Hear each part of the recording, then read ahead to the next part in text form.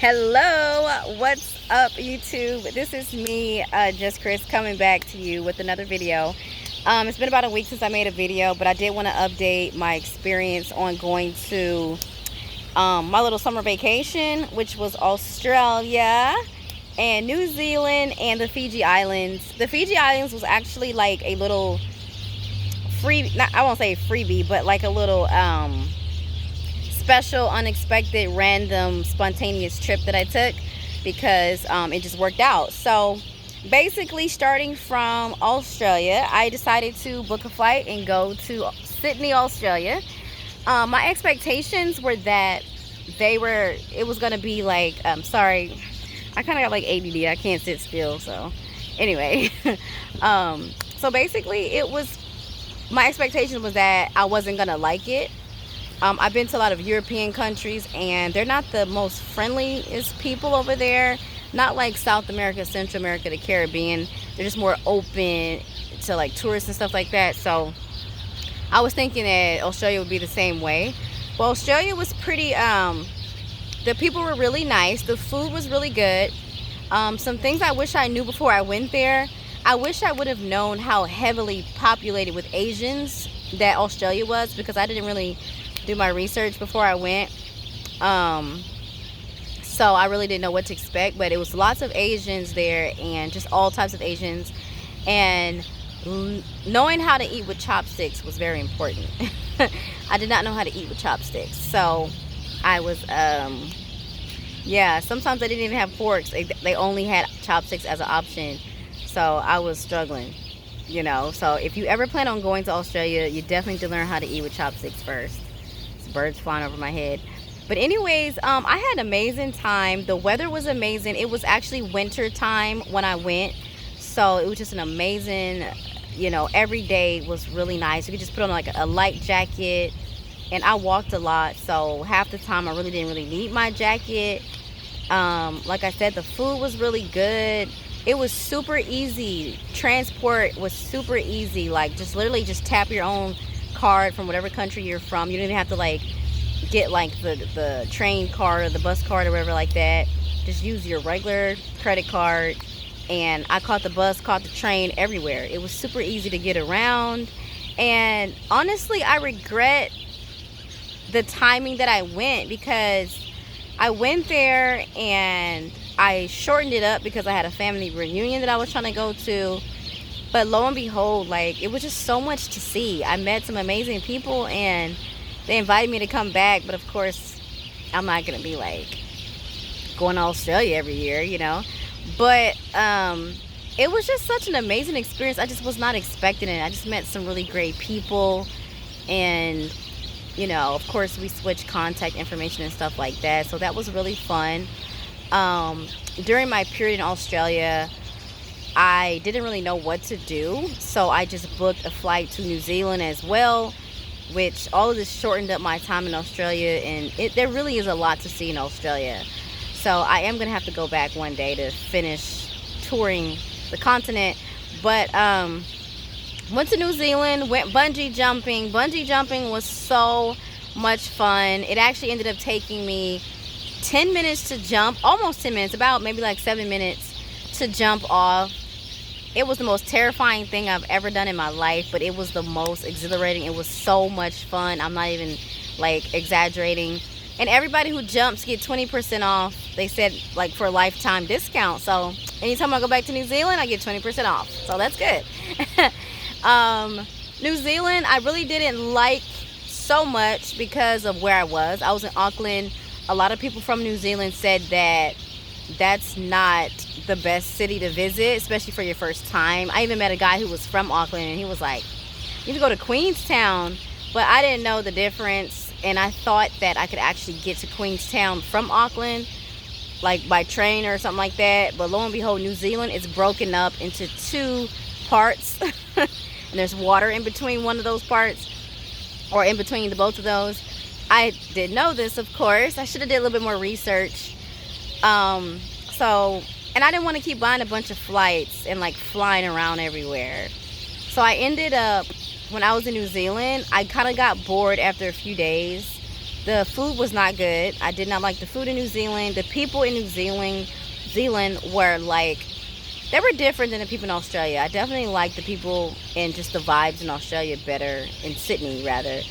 But I did hear other parts of Australia is really nice too. So New Zealand was okay. Food wasn't good. So I ended up scrolling through the internet to see if I can find a cheap flight to the Fiji Islands. Like the Fiji Islands was only like a 3-hour flight from New Zealand, or I'm sorry, from Australia. Ended up finding one. I can't remember exactly how much it was, but I want to say maybe $300 or $400. I don't really know, but I thought that sounded like a pretty decent price. So just like that, booked a flight to the Fiji Islands, and that's what I did. So I actually flew back to Sydney, and then I flew to the Fiji, but I still did not have a place to stay. And every single place to stay in the Fiji was super expensive. Like I'm talking about like $300 or $400 a night for like 2 or 3 star rating. And I'm like, who would pay this? But it was last minute and I was getting desperate. And I just took it one day at a time. I just said, okay, Lord, I need a place to stay and I'm not about to pay this money. I don't know what I'm gonna do, you know? And lo and behold, the next day, with patience, the next day I found a resort, all inclusive, food and everything, for like really cheap. So I think it was like maybe like a last minute deal they were trying to get rid of, because I think I booked it either the day of my arrival or the day before, but it was just like no time at all. And ended up doing that. Had the most amazing experience in the Fiji Islands.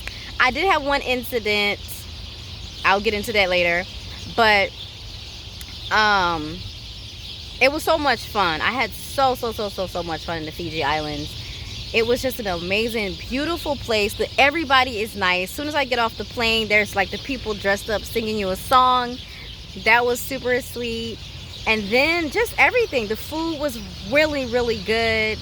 Your typical Caribbean mix. Sorry, I'm outside and there's bugs crawling all over me. I know y'all hear them in the background. But it was just really good. Like the food was really good. The vibes were good. Oh my God. And I love water. One thing, fun fact about me, take me to some water, take me to a beach. That's everything to me. Like it's just the whole outside experience, the water. I love to snorkel, love to swim. Like it's just so much fun. Like, so I went in the yeah, so I went there, you know, that was really nice. I had like a little, it's not a bungalow, it's just like a little cabin type looking room or whatever.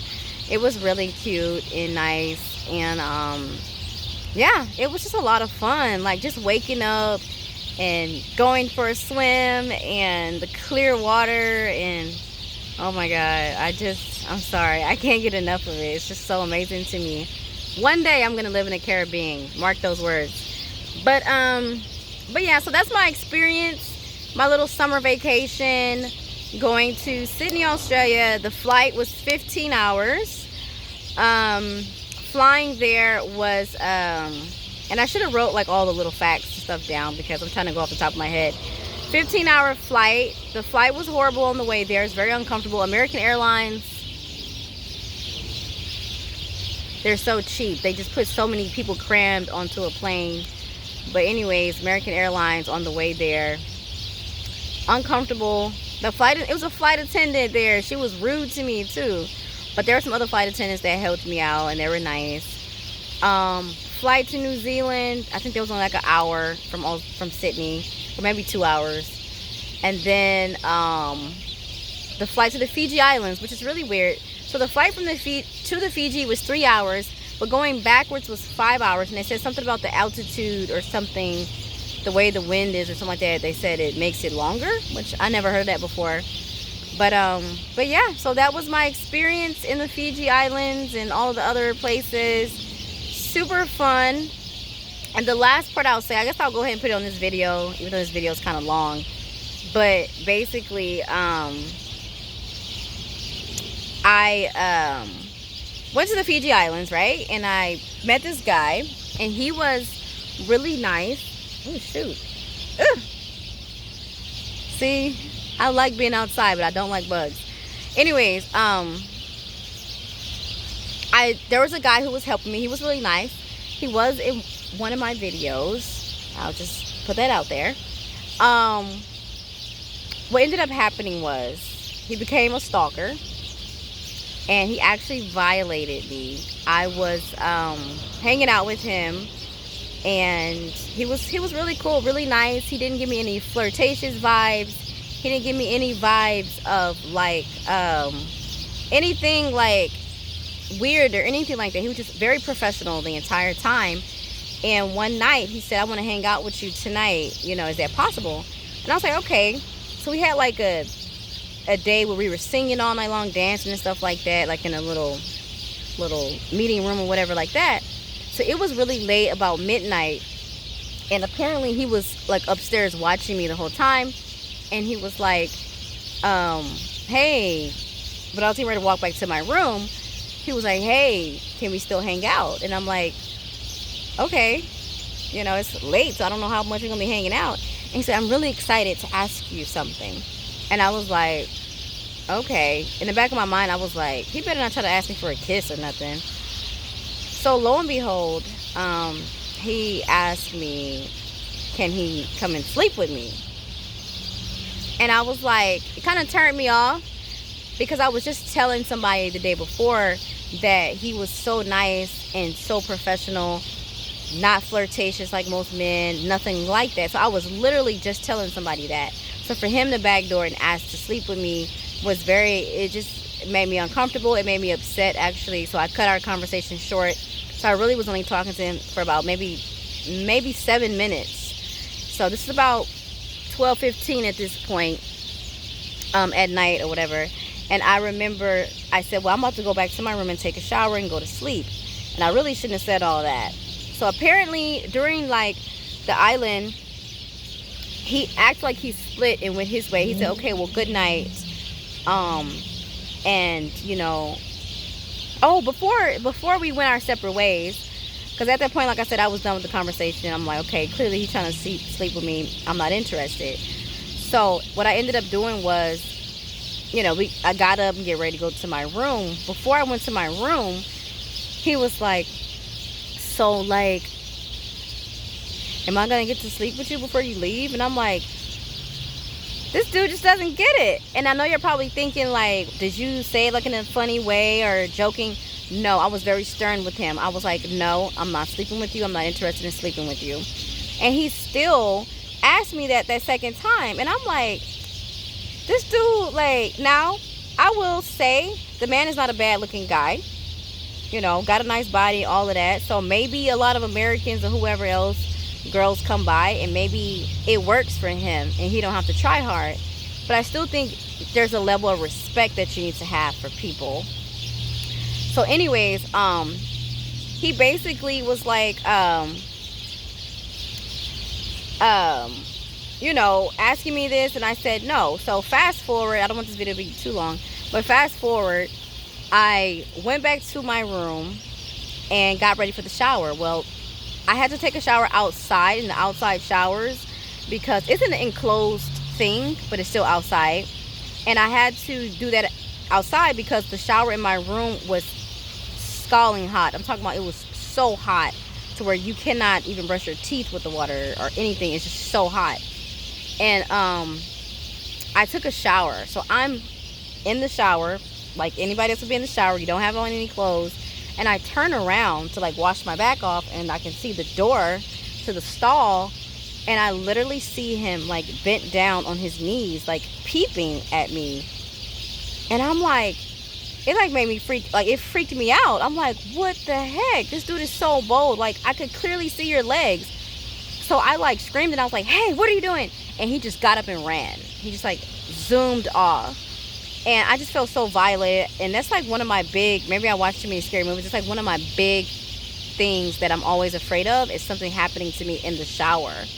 And then it's crazy because my mother actually said she had a dream that somebody was stalking me in the shower. So that was kind of crazy. But yeah, so that freaked me out. I couldn't even like wash off properly. Just grabbed my towel and I ran to my room. But I'm not gonna lie, I thought maybe he ran into my room and hid under the bed. Like, I don't know if he was watching me through the windows. Like, so what I did was I turned off all the lights in my room, and I like I opened up the shutter things, like the little blinds or whatever. Turn off all the lights so that way I could see on the outside, but nobody can see on the inside because it's so dark. And I'm not gonna lie, like, I had a little bit of fear that he was gonna try to come in there and like force himself on me. I didn't know. Like, I don't know what I would do in a situation like that. Like, I don't have any weapons or anything like that. And it just made me just feel like so helpless, you know. And the next morning I reported it, and they said that they don't want that to ruin my experience in Fiji, because I did have an amazing time in Fiji. 10 out of 10 all the way. And my battery's going down. Anyways, this video is getting too long anyways. But yeah, so basically that's pretty much what happened.